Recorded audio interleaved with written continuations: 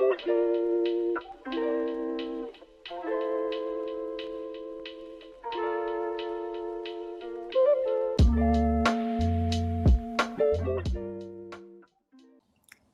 and welcome to the first of our new podcast strand, Mopin and Brar in Conversation.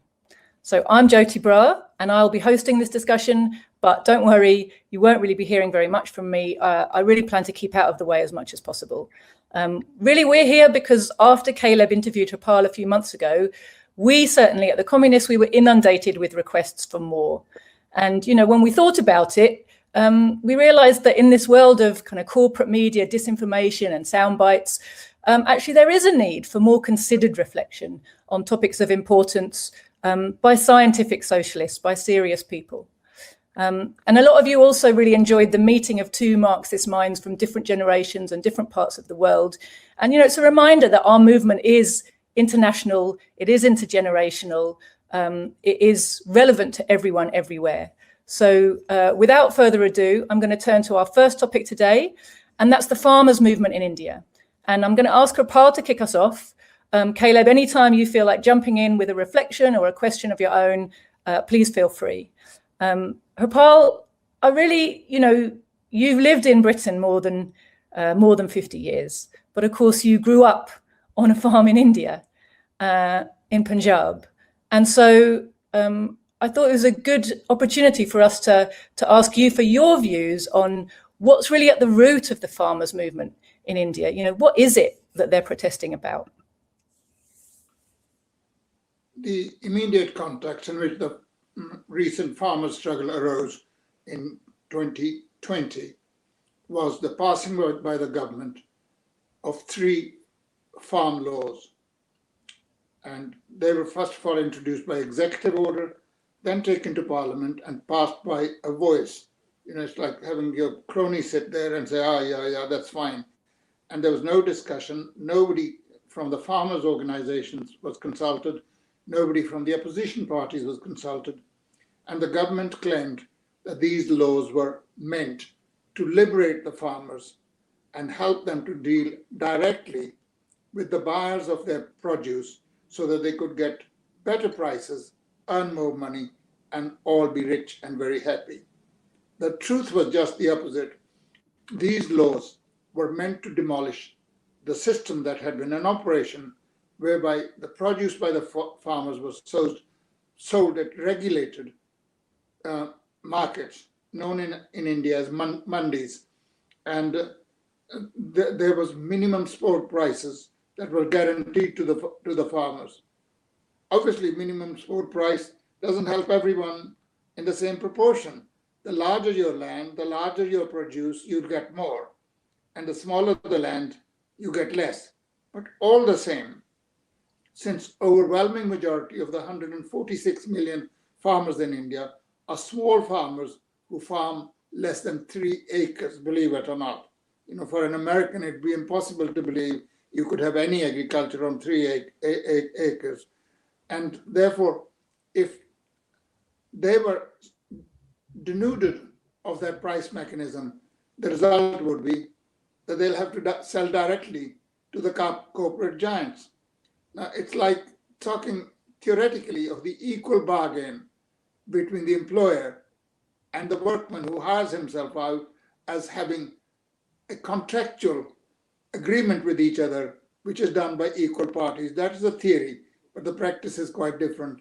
And basically, the farmers were thrown under the bus and left to their own devices. That's really what this legislation was about. And is it a Punjabi movement? You know, when you look at the pictures, you see a lot of Sikhs, you see a lot of turbans. That's just geography. Punjab and Haryana, which really are carved out of the old Punjab. Most of Punjab is in Pakistan. And what was left to us has been divided into 3 states, 2 of which are Haryana and Punjab. But culturally and everything, they're very similar to each other. They abut Delhi. They're on the borders of Delhi. You leave Delhi and you go through Haryana to Punjab. And therefore, it's easier for them to come to the capital and protest. But this movement was all India. Once it was started, it spread to the far south of Kerala, through Maharashtra, through UP, which is a stronghold of the BJP government. It spread everywhere. So it's not a Punjabi movement. But of course, what happens is, even if in the crowd, there are few of them, Sikhs are more visible than others. It's like being a white person in a largely black population. You know, the white person gets noticed, and the other way around. So the Sikhs have their turbans, they have their long beards, and of course, they've got a very long tradition.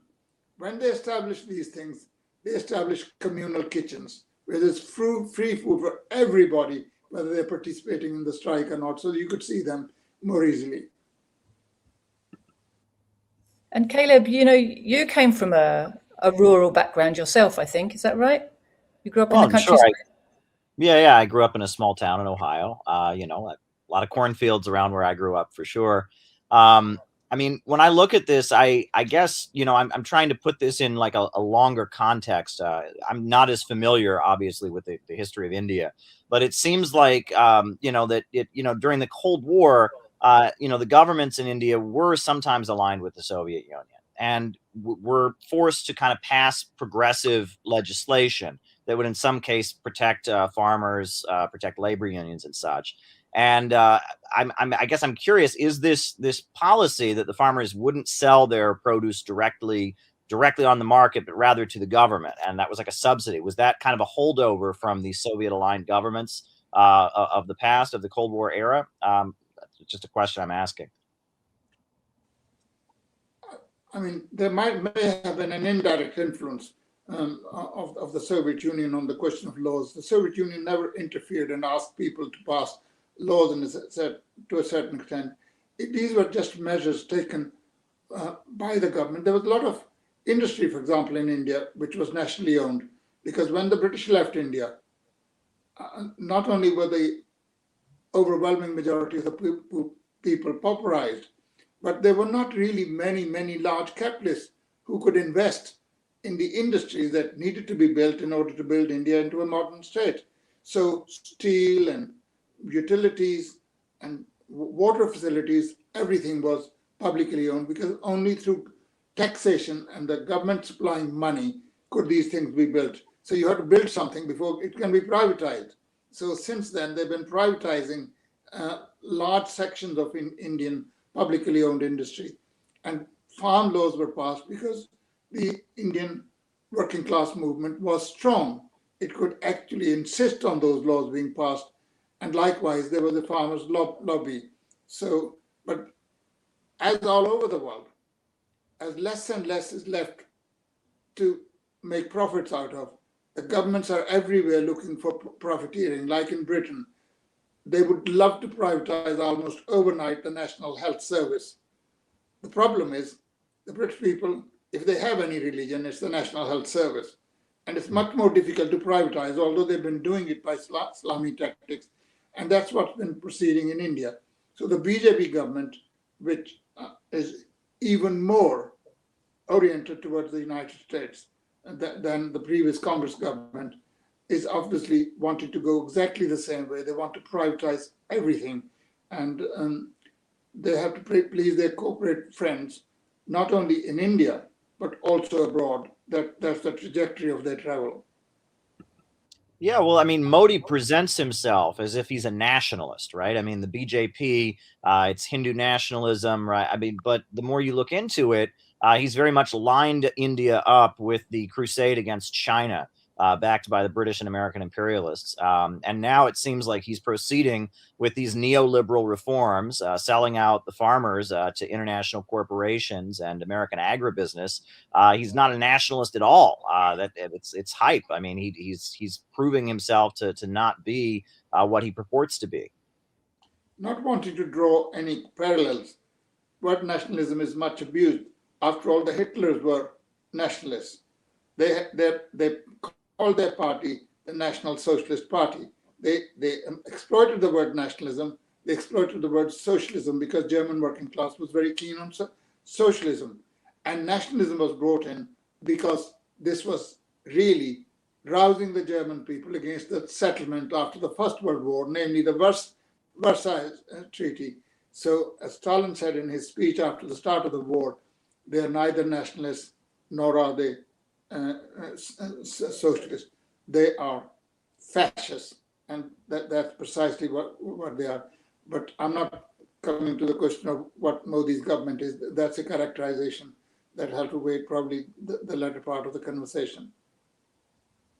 And can I just ask then, they've won a victory, the farmers. How can you be nationalist if all the policies you are pursuing are actually dividing the Indian people against each other? The very proposition of nationalism is that you unite your people because you're fighting against some foreign element that is trying to dominate you. But the Modi has been trying to divide the Indians on the basis of religion, Hindus against Muslims, and of course they've been trying to divide Indians on the basis of caste system, upper caste against lower caste. I mean, the incidence of rape of women from the oppressed classes, known as the Dalits, is notorious everywhere, and nothing is done to actually charge people who commit these heinous crimes. There are movement against the students because the students are progressive.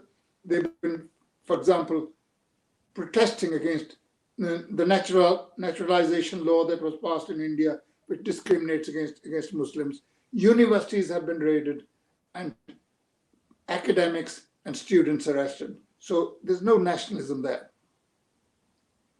Yeah. I was just going to ask, sorry if I may, about the victory that's happened then. The 3 laws that the Modi government passed, they've promised that they will repeal them. And that was one of the demands of the farmers' movement, but it wasn't their entire demand, was it? So I was wondering, is it enough of a victory? Are the farmers demobilized now? Are they going to go home? Is their struggle over? First of all, those laws have been repealed. The farmers' victory was so overwhelming and so decisive that when Modi made a television broadcast saying that they will take these laws back, the farmers refused to disband until the legislation had been repealed and was done within a minute. Normally, bourgeois parliaments takes years of deliberation. Nothing is done. You come from day to day, you collect your allowances, you have your coffee, you have your whiskey, and you go home, right? But in this case, such was the pressure on Modi government, these laws were repealed literally within days of Modi's speech. Both houses of parliament were convened, and one after the other, they passed these laws, repealing those three old laws. So that has been done. But the farmers had other demands.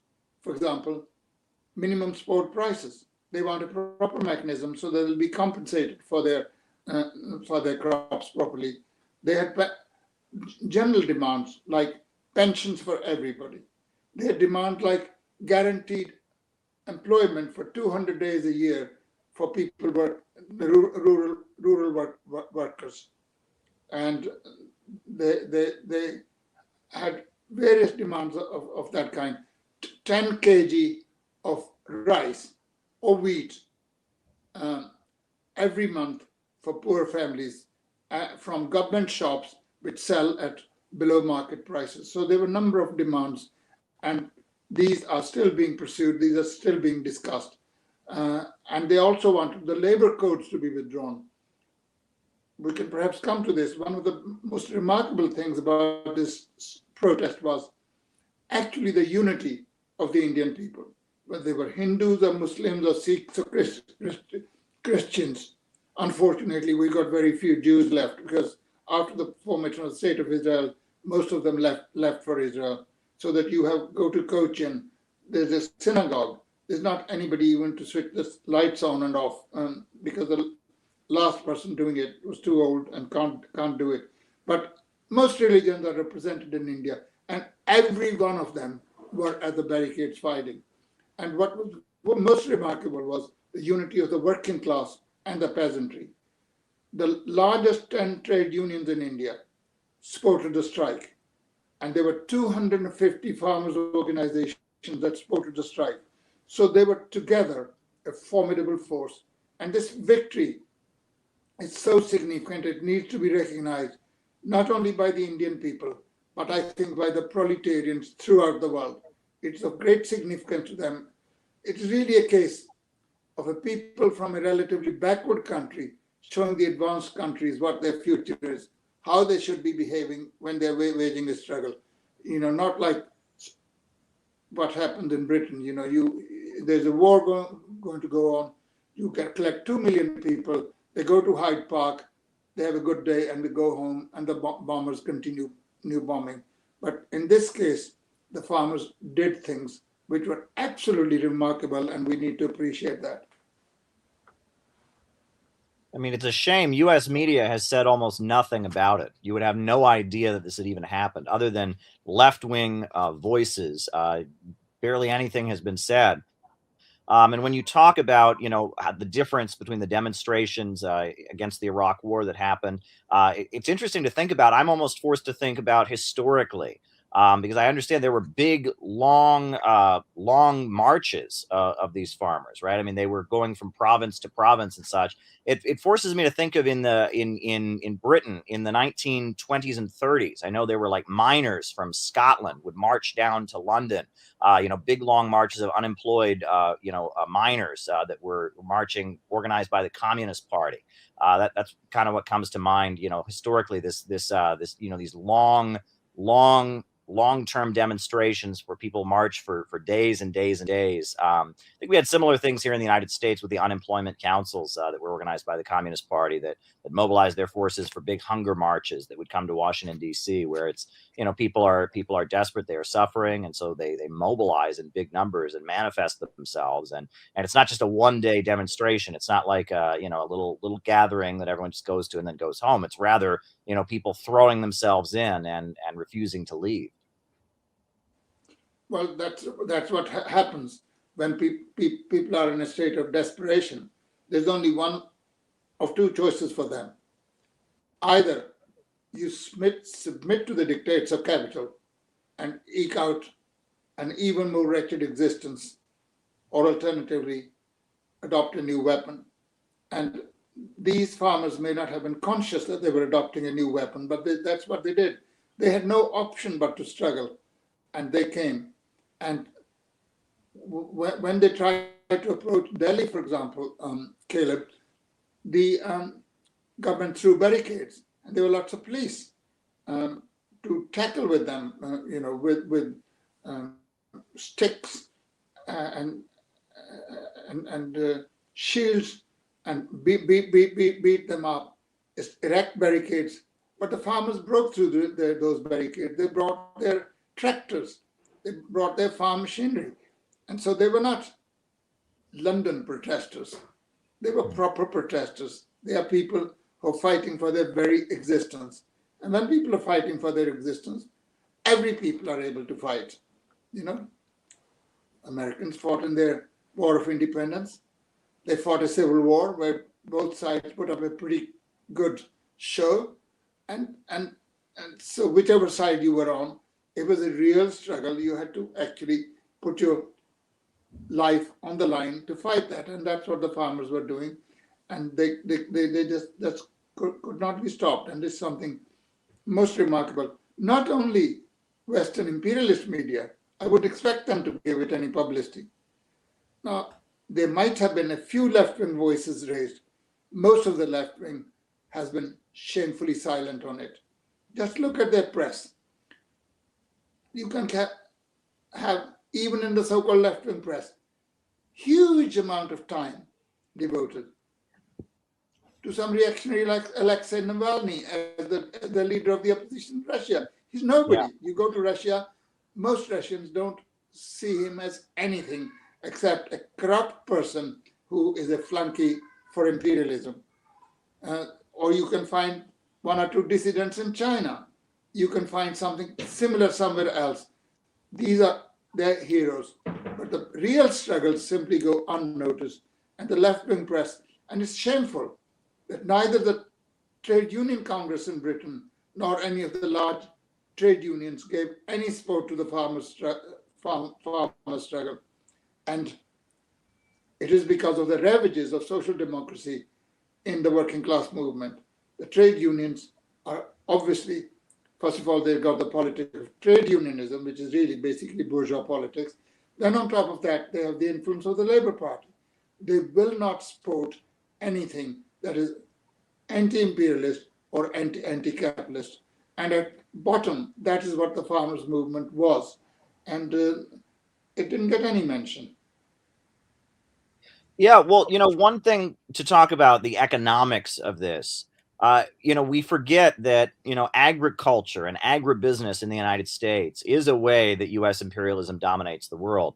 I mean, Mexico, for example, they've been growing their own food long before Christopher Columbus ever came. But in the 1990s, with the North American Free Trade Agreement, we were able to, set up a situation where because of, American agribusiness is subsidized, they were able to go in and undercut and put all the farmers of Mexico out of business, and just wreck the agricultural sector of Mexico. Now Mexico imports most of its food from the United States, and similar things happened in Haiti in the 1990s. This was the Clinton administration's move, and also Russia. People don't talk about this, but at the time of the fall of the Soviet Union, Russia had a very vibrant collective farm system, but it was with the fall of the Soviet Union, I think it was like 80% of the collective farms in Russia, they went under, and Russia was forced to import its food from the United States and from Western Europe.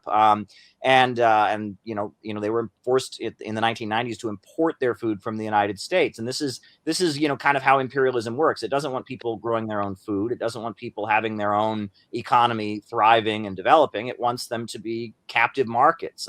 This is how imperialism works. And it seems like they were going to open up the vast agricultural sector of India to neoliberalism, and we're going to let American and Western capitalist agribusiness come in there and dominate it. And the Indian farmers stood up and said no. I mean, that seems to be what's happening. It's also worth noting that Russia was importing most of its food from the United States and elsewhere in the 1990s, but as a result of the 2014 sanctions, after the incident in Ukraine, there were sanctions imposed on Russia.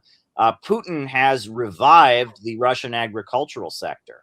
They are having the biggest harvests there they've ever had in history, largely because they've been forced to by the imperialists with the sanctions. And so now we see the Russian state kind of presiding over Russia's agricultural sector, expanding quite a bit.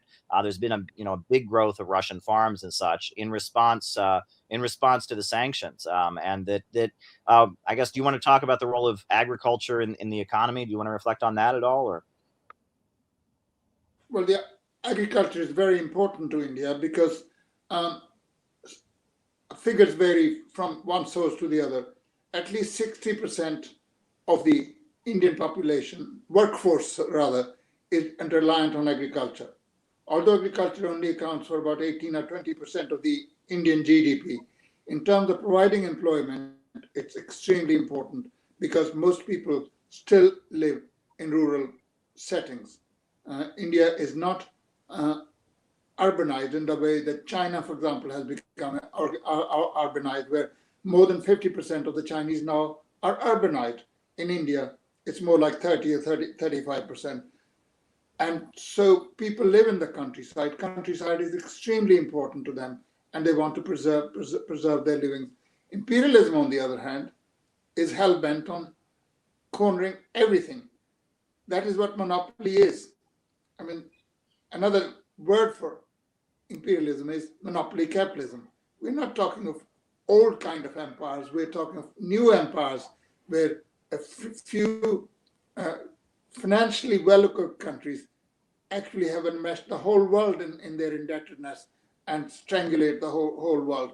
So it makes sense from their point of view that nobody else should grow food and they should all be able to get food only from the imperialist countries. It even makes sense for them to be so inhumane as to produce, like Monsanto did, it's now owned by the Germans, whereby you produce certain grains which will not reproduce. You could not use the crop from them in order to sow your fields. You got to buy again from them. That is their policy. That's what they're trying to do everywhere. And the farmers in India obviously resist that. although there are a lot of slanders against Soviet agriculture, that it starved everybody, there was famine everybody, Soviet agriculture saved the Soviet people. Without Soviet agriculture, they would never have won the Second World War. Small agriculture. I mean, that's how outrageous the narrative is, right? That it was the Soviet Union that built a modern agricultural system in Russia and in the surrounding countries, right? I mean, they brought the tractors, they built the collective farm system, and there was malnutrition all the time before the Russian Revolution. There was malnutrition as a result of the Civil War and such, and it was with Stalin's 5-year plans, they built a modern agricultural system with socialism. But we're told, that some incident in Ukraine or something proves that the entire history of Soviet agriculture was nothing but starvation. When it's like, no, it's actually the opposite. The entire story is quite the opposite. It was socialism that created a modern agricultural system in the Soviet Union, and the same for China. I mean, there wouldn't be a modern agricultural system in China if it wasn't for socialism either. So the emphasis in the Western narrative is they focus on a problem here or a problem there. It's like they're missing the forest for the trees, as they say. If I can take the last point first, because it's so controversial. Everywhere it said there was a tremendous famine in Ukraine during the period of collectivization. Millions of people died, and the Soviet Union was very happy to see them die. There's a lovely book written by a neighbor of yours from Canada, Douglas Tuttle, on the Ukrainian famine, where he says all the pictures that were produced by the Hearst Press were actually from the famine that happened during the War of Intervention and Civil War. They had nothing to do with Ukraine. What's more, if so many people were actually dying, somebody would have seen the graves, somebody would have seen them being buried, and they could find no evidence. You have to look at the ration books. You have to look at the demographics, whether the population declined or increased during that period of time. And all that will prove that this is a total lie. But anyway, coming back to the question, there was modern agriculture in the Soviet Union. There is no future. This is something I want to relate to the farmer struggle in India as well. We come to it in a minute.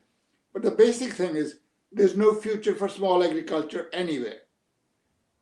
Only big agriculture can supply humanity with what it needs in the way of nutrition and calories and everything. So big agriculture can come two ways. Either there is Soviet-type collectivization, where ordinary people collectivize and cooperate with each other and build a modern agriculture. And Soviet agriculture was actually in advance of American agriculture in terms of machinery. They had scientific ways of establishing machine and tractor stations, which were there to help and advise and give every assistance to the collective farmers. So the alternative is the small peasantry, as will happen in India, whether these anti-farmer laws are passed or not. By the sheer working of the laws of capitalism, small farmers will disappear and their land will be taken over by big farmers. So there will be a collectivization of a kind. So it's not that anybody is against collectivization. You have to choose whether you want capitalist collectivization or socialist collectivization, under which the farmers are masters of their own future and they participate in creating and sharing in prosperity. Sure.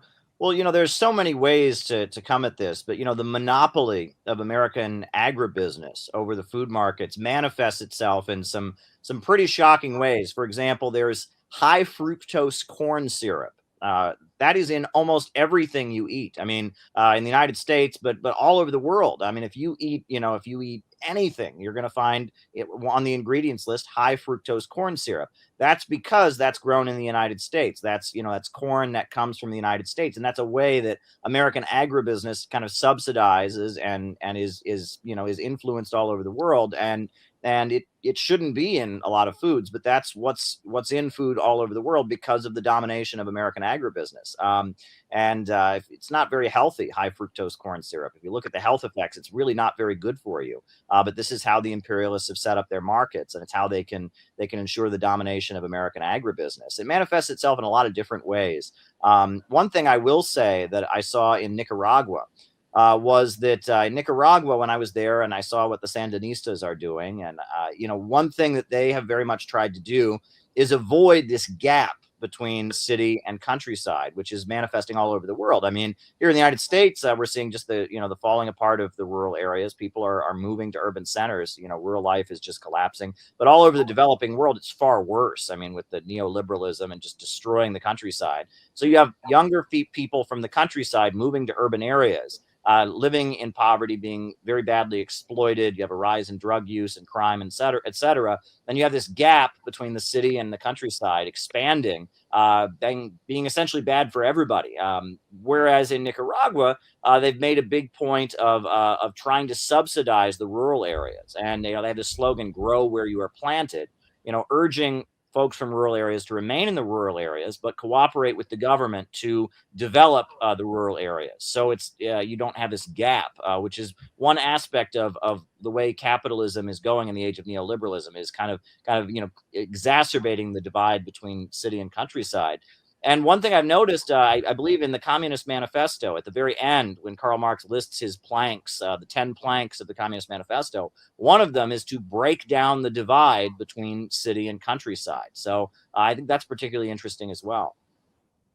Oh, absolutely. But see, that divide cannot be broken under the conditions of capitalism.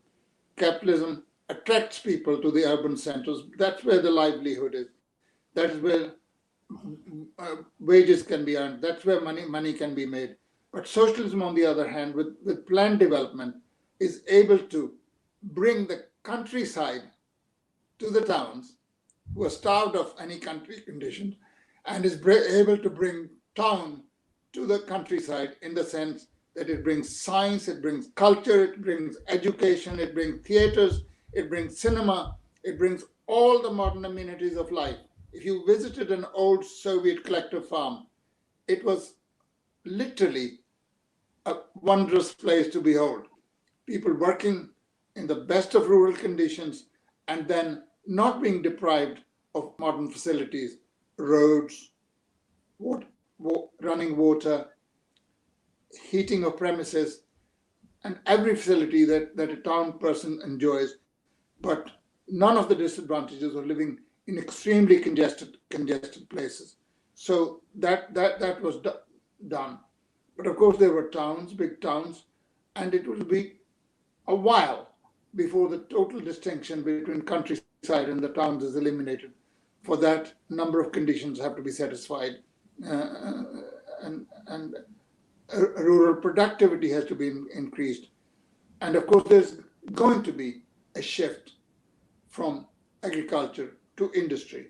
But industry does not necessarily have to be only in 3 or 4 large towns of the country and nowhere else. Industrial centers can be built all over the place. Agriculture can only absorb so many people and no more. And with increasing productivity, every sector needs less. What happens under socialism, when there's increased productivity and fewer people are required, you reduce their number of hours of work. There's no need to work people to death 12 hours a day. If you don't need that, they can work 8 hours, they can work 6 hours, they can work 4 hours. And in the Soviet Union, even in the 30s, people who were working in hazardous conditions and industries that were dangerous to health, they worked only 4 or 5 hours a day. Soviet Union in the 30s had introduced a 35-hour week, which in the imperialist countries even now is not reality. And so you do everything possible to bring to a narrower state the gap between the countryside and the rural, whereby the rural people don't consider the townsfolk as being their exploiters, but as comrades in partnership who are working towards the same end. So once you abolish landlordism, once you abolish land rent, once you abolish the private ownership of land, you already have laid the basis for working people in the countryside trusting the townspeople. They're no longer indebted. They're no longer subject to money lenders and sharks of various kinds. It makes me think, actually, what both of you were saying, the kind of insanity that capitalism engenders, whereby things which are vital for people's existence become commodities and become separated from their raison d'etre. So houses, which are supposed to be homes for people, are a commodity, and whether or not people have homes is irrelevant to the housing market and the sale price of these commodities. And, with the food industry, with agriculture, agribusiness, it's not merely mechanization for efficiency. The motivation of maximum profit takes us to a point where the fact that this is food, and food is required for nutrition and for health, is one of the most, after oxygen and water, it's what human beings need it most essentially to survive and thrive, becomes irrelevant to the people who are producing that commodity, like to the point where they are purposefully marketing stuff at us, which is basically poison because it's profitable. They've made it addictive. But this thing with America or the USA dominating the world agriculturally, there's an interesting parallel even in Britain. We're also an imperialist country, but after the war, we're in a weak position, very reliant on American money and favors. And, there was, up until that point in Britain, our agriculture had been mixed farming. So you kind of rotate between animals and crops in a field, and the animals kind of revitalize the soil, turn it over, put new nutrients into it, then you grow something, and you keep that cycle going. And they did a survey of British farms. Before the war, Britain had become very unself-sufficient in food. It was importing a huge proportion of its food. Then during the war, because we're in Ireland, because of the threat from the German U-boats and everything, we were trying to become self-sufficient, and self-sufficiency was a big topic during and just after the war. And some experts did a survey of Britain's farmland, and said, actually, we have using these mixed farming methods, we have enough farmland, good enough farmland to self-sufficiently serve, feed a population of 100 million. Now, our population is still nowhere near 100 million, and we are further than ever away from self-sufficiency. And one of the things that made that happen was that the USA, after the war, turned a lot of its armaments factories into nitrates producing factories, chemical fertilizers. And then they had this big global campaign to get everyone to take their fertilizers and change their model of farming. And of course, what we now know is that the model where you plant crops in the same field all the time in perpetuity, and you replenish the soil with nitrates, doesn't work. We're killing the soils. Then you're using huge amount of pesticides and fungicides, and we're killing our biodiversity. We're actually growing food which is itself not very healthy because it's full of chemicals. The soil it's grown in is depleted of nutrients. And not only that, but the soil is sort of dying and therefore not able to soak up carbon as it would have done. So we have there's a really simple way to solve the health crisis, obesity and everything, grow healthier food, right? Take it out of the hands of the processing industry and just grow proper, decent food and supply it to people. You can soak up a huge amount of carbon. Possibly, if you replenish the whole of the world's soils to a decent standard, you could end the climate crisis just with that measure. Nobody talks about it, and yet agribusiness says, no, we must chase after, maximum profit means processing our food, means producing it in the cheapest way possible, the most mechanized way possible. And, the impetus to use certain products, like Dad said, using the grains that don't produce seeds because someone makes a profit out of that. The logic of monopoly is total insanity, and it, actually drives people to ill health, to sickness, to death, in its wake, and cares nothing for it. because it has that, the logic is the logic of profit and monopolization. And so the function of food becomes totally separated from the motivation of the people who grow the food, and I guess that's what come back to the farmers. They were trying to fight against that process. But, Opal's also right. Ultimately, it's not small farming, which is going to be our way out of this.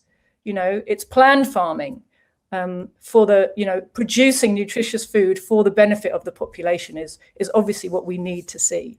But, coming back to the farmers, maybe to round up our conversation, I guess it would be really interesting to hear your thoughts on what this means for the BJP government. A lot of people have been very shocked by how they've managed to cling on to power for so long, despite kind of showing their true colors quite some time ago.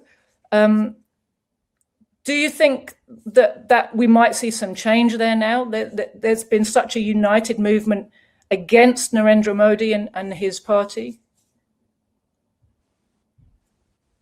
I think this movement is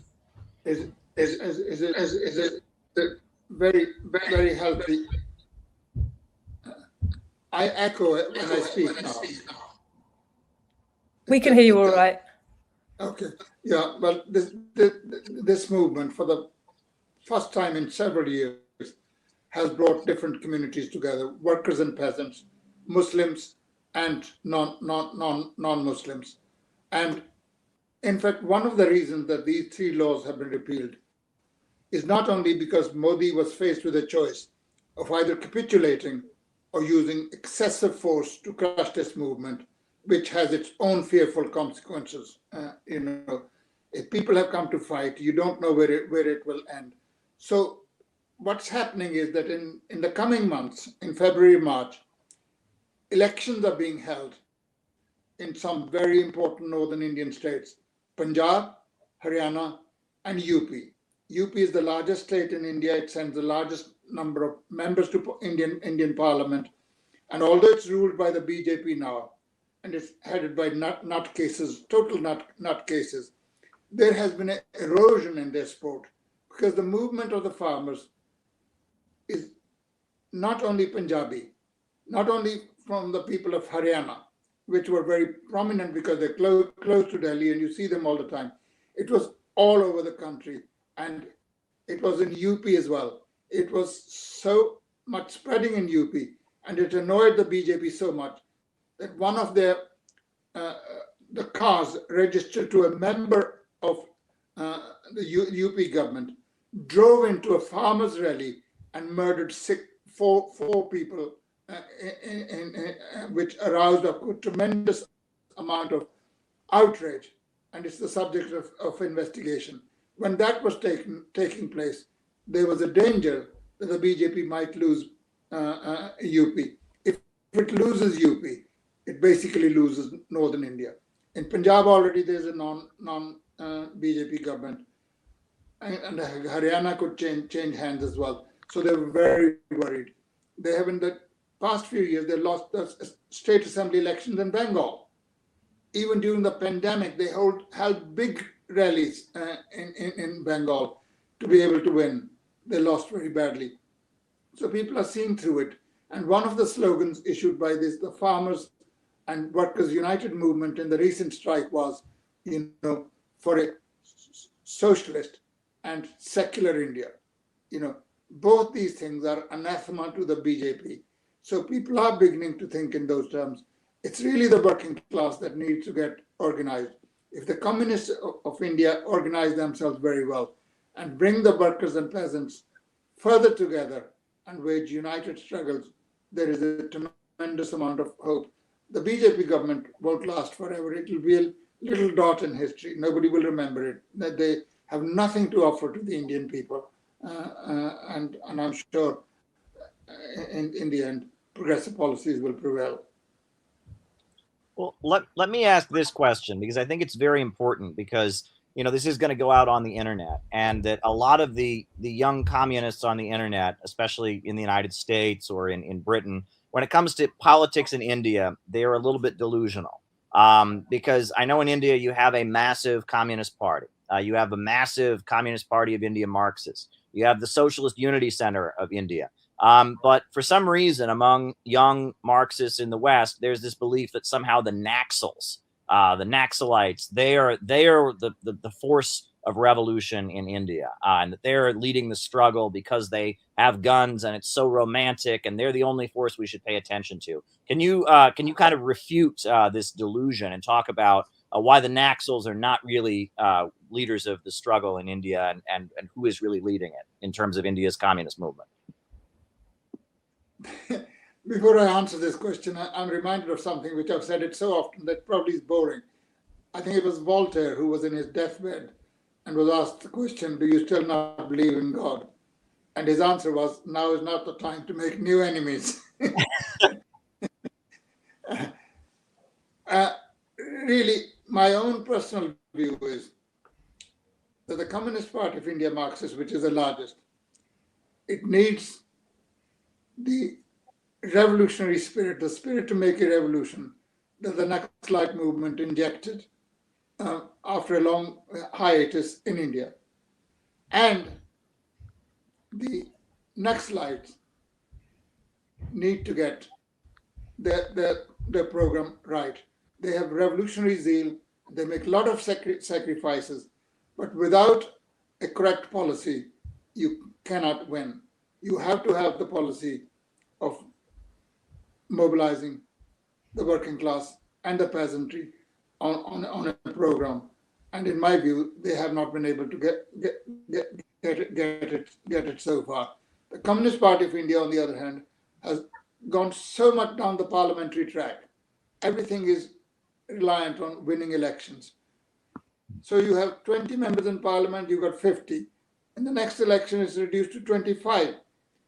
You ruled the state of West Bengal for 27 years, you no longer do. So this can carry on forever. Unless the Indian communists have the support of the Indian working class. You know, Indian communists have much more support in the countryside than they have in the towns. How can a party of the proletariat not have absolute dominance among the working class? Among the working class, it's the non-communist unions that happen to be very, very prominent. There's a Congress Party organization, there's the BJP party organization, but it's not just trade unions. Yes, CITU, the Center of Indian Trade Unions, is very powerful. It's got tens of millions of members in it. But the basic thing is, does the Communist Party of India have actually enough influence among the working class, the proletariat, in the large centers of industry, be they Delhi, be they Mumbai, be they Ahmedabad, and all the other places? And that is a real problem. Yes, there are a lot of communists in India, but you know, as Mae West used to say, it's not the men in your life, it's the life in your men. You know, communists have got to have the revolutionary spirit and a revolutionary program to mobilize their people. You know, we need to return to the Bolshevik ways and not give up this Khrushchevite parliamentary politics, which is not taking us anywhere. Yeah, and what about the Socialist Unity Center of India? It's a very large trade union. It organizes strikes. It's good. It's good. I've got nothing against the Socialist Unity Center, but Socialist Unity Center of India can only do what a trade union does. You need the political party to give the direction to the working class, and that, in my view, is not there in sufficient quantities. Very, very interesting. Very, very interesting. I mean, I guess, you know, from years of, you know, sort of looking from very far, you know, also, my impression has always been that there are parties which are strong with the peasantry, or there are parties which are strong with the working class. And there hasn't been a party that's been able to bring those two together in alliance. And in a country like India, especially, when both of those are so vital, you know, there's a huge proletariat in India and a huge peasantry. You definitely can't ignore either of those forces. And of course, for socialism, you know, so Paul said, you need the working class, you need the proletarians in the vanguard of that struggle, but they need to be able to mobilize the workers, the peasants with them. And what's really frustrating is to see, the Naxalites have tapped into the fact that that thirst, that hunger for social change, that readiness to make sacrifice in the cause of socialism is there. It's absolutely there.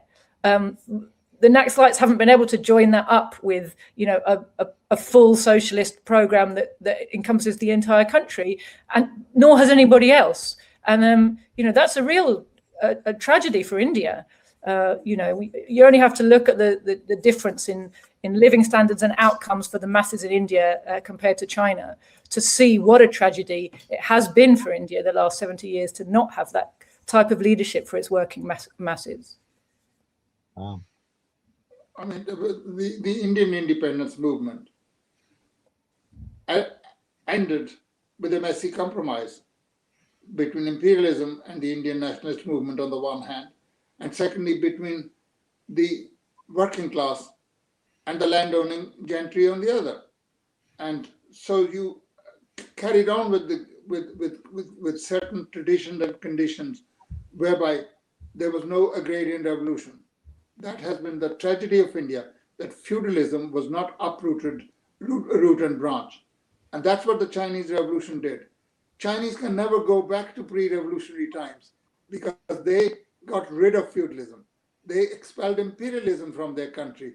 They raised the status of women in their country. And they got on with developing heavy industry as the basis of all industrial development, including that of agriculture. That is what not has taken place in India. The differences between, surgical amputation and slow putrefaction. And this is what has happened. The Chinese have indulged in surgical amputation. They got rid of all that was holding their society back. In India, that has not taken place because the ruling classes made a compromise with the landowning gentry and with imperialism. So we are obviously left with that legacy. And as long as the Soviet Union was alive, there was a certain amount of leverage that the Indian bourgeoisie exercised, which actually helped them to develop industries which would not have developed. India would have no steel industry but for the help of the Soviet Union. America and Britain would not help India to develop the first large steel plant. So the Soviet Union did. Once the Soviet Union did, so did America, so did Britain, so did Germany. So there was competition at that time that you could utilize. The Indian industry could rely on the market in the Soviet Union. Sectors of Indian agriculture could rely on the market in the Soviet Union. So they had a leeway around. They could rely also in the purchase of armaments, etc. Not that the Indian ruling classes used all its armaments in a proper way. They're more inclined to fight against our neighbors than they are to fight against imperialism. Wow. Now, I'm really conscious, guys, that we've gone way over our time, which I kind of thought we probably would, just on one topic. I had one last question, but Caleb, you have to tell me first whether you have time. I have time. Go ahead. Do you mind? Not at all. Might as well wrap this up, hey. Because I hear a lot of people now. Obviously, it's pretty clear that the government of Narendra Modi, the BJP government, is a populist government. Is extremely reactionary, is communal, it stirs up and incites communal hatred constantly in order to keep itself in power. But does that make it fascist? Constantly hear people bandying this word around, fascist, fascist, fascist, and they use it so freely in so many contexts that it sort of loses all meaning. And I wondered, Gopal, what are your views about whether the word fascist is an appropriate label to apply to Narendra Modi and the BJP? It doesn't. Every repressive government, every divisive government is not fascist. Fascism has a specific meaning. It applies really, basically, to monopoly capitalism in the grip of a serious crisis where the ruling class fears a revolution or is responding to a failed revolution. It doesn't take place everywhere. Tsarists were repressive, but they were not fascist. There are a lot of repressive governments around the world, but they're not fascist. This can only be applied in specific conditions. And the world has witnessed fascism in Italy. It has witnessed fascism in Germany, and it has witnessed fascism in Japan. It hasn't witnessed in Britain or America, for the simple reason American ruling class monopoly and the British ruling class monopoly has never been under serious threat. There's no need for them to resort to fascism. Fascism is not some fashion. It's not like flared trousers. You get it because everybody else has got flared trousers. It is something that it has dire consequences for the working class as well as for the ruling class. It means they can no longer rule by the old deceptive parliamentary methods. And first of all, the concept doesn't apply to non-imperialist countries. And even if you were to somehow extend it to non-imperialist countries, the Indian ruling classes up to now have been able to rule by deception. They use parliamentary methods, etc., which of course qualifies them to be called the largest democracy in the world. Half of its children may be malnourished, but it's still the largest democracy. You still get invited to some imperialist jamboree like the Summit of Democracy, where countries like Israel, which represses Palestinians, and India, which represses large sections of its population, which actually imposes malnutrition and subhuman conditions on its children and on people living in crowded places. But they are, of course, democratic. They're democratic because they align themselves with imperialism. Whenever imperialism is ready for a war somewhere, they're ready to join forces. It's a bit like Britain. Britain is involved in every war. They don't even have to receive an invitation from America. They just tag along because they find that their future is tied to American imperialism. And the Indian ruling class is trying to do that. They're trying to fight against China, but it would have very, very harmful consequences for the Indian people. And it would be a tragedy if we were to repeat 1962, when we had a fight with China for absolutely no reason whatever. On McMahon Line. McMahon Line is not a line drawn like that. It's a large forested area. And the Chinese told the Indian Prime Minister Nehru, look, this is not a line drawn by us or by you. It was a line drawn by imperialism at a time when neither the Chinese nor the Indian people were in charge of their own affairs. We can sort it out by negotiations. But certain elements within India egged Nehru on to have a fight. China had gone through 3 difficult periods of drought and floods. China's relations with the Soviet Union were bad, and American imperialism, of course, hated China. So they thought they'll win within a matter of days.